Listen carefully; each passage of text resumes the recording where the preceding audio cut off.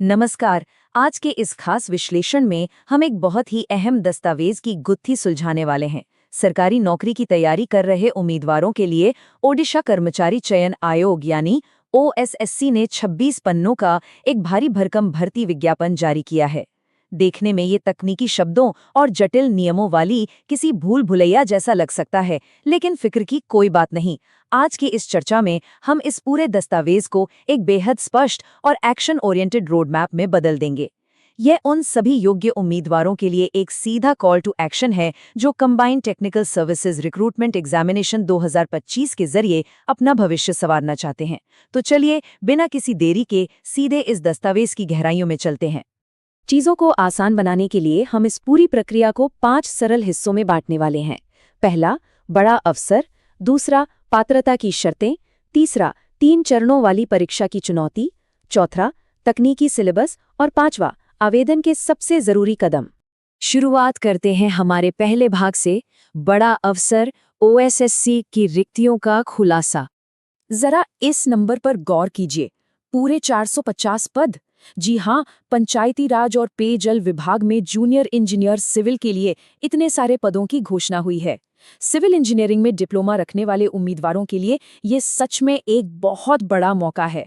इतनी बड़ी संख्या में वैकेंसीज रोज-रोज देखने को नहीं मिलती, जो इस भर्ती अभियान को अपने आप में बहुत खास बना देती है। अब अगर हम इस आधिकारिक टेबल को देखें तो ये बिल्कुल साफ हो जाता है कि ये पद अलग अलग श्रेणियों जैसे अनारक्षित, एससी/बीसी, एससी और एसटी में किस तरह बांटे गए हैं। ये बिल्कुल पक्की और वेरीफाइड जानकारी है, जिससे किसी भी तरह का संदेह दूर हो जाता है। और हाँ, महिलाओं के लिए आरक्षित पदों का भी इस दस्तावेज में प्रमुखता से जिक्र किया गया है। लेकिन रुकिए, बात सिर्फ इंजीनियरिंग तक ही सीमित नहीं है। यहाँ कुछ ऐसा भी है जो काफी हैरान करने वाला है।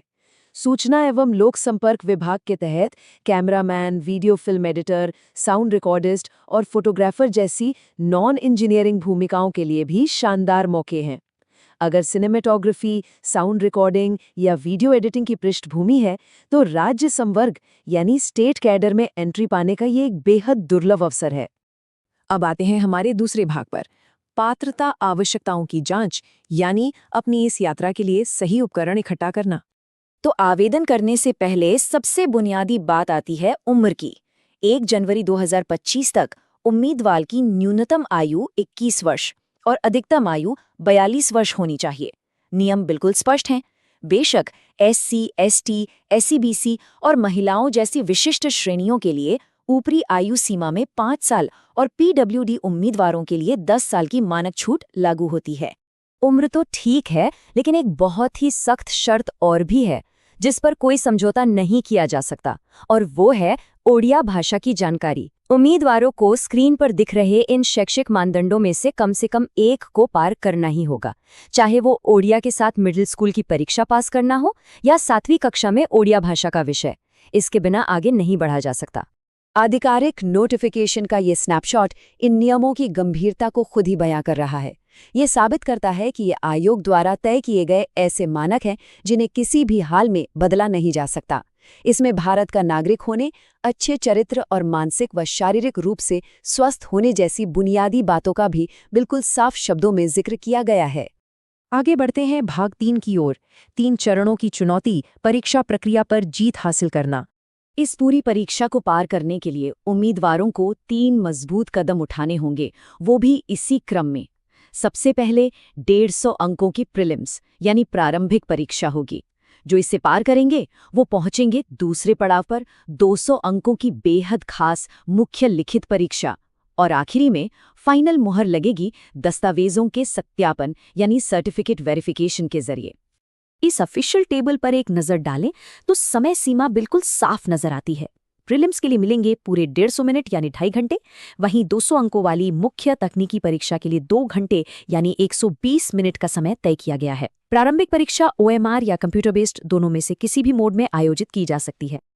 अब जरा यहाँ ध्यान दीजिए, क्योंकि ये इस पूरे प्रक्रिया का सबसे क्रिटिकल पॉइंट है।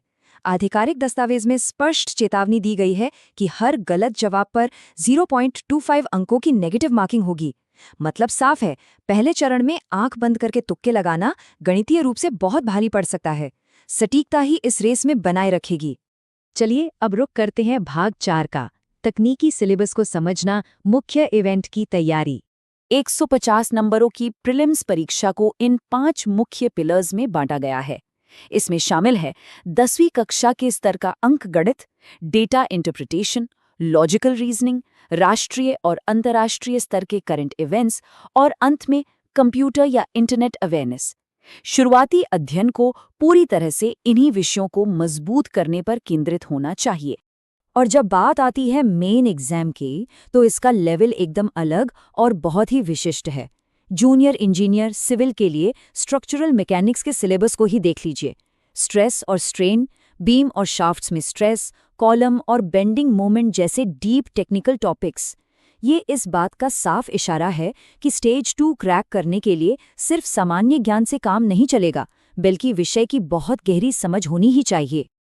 अंत में आते हैं हमारे 5वें और सबसे जरूरी भाग पर, महत्वपूर्ण आवेदन चरण, उम्मीदवारी को फाइनल करना। ये टाइमलाइन हर उस उम्मीदवार के लिए सबसे ज्यादा मायने रखती है जो इस परीक्षा को लेकर गंभीर है।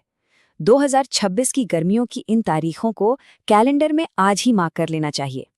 30 मई 2026 से ऑनलाइन रजिस्ट्रेशन शुरू होंगे और 29 जून 2026 को खत्म हो जाएंगे।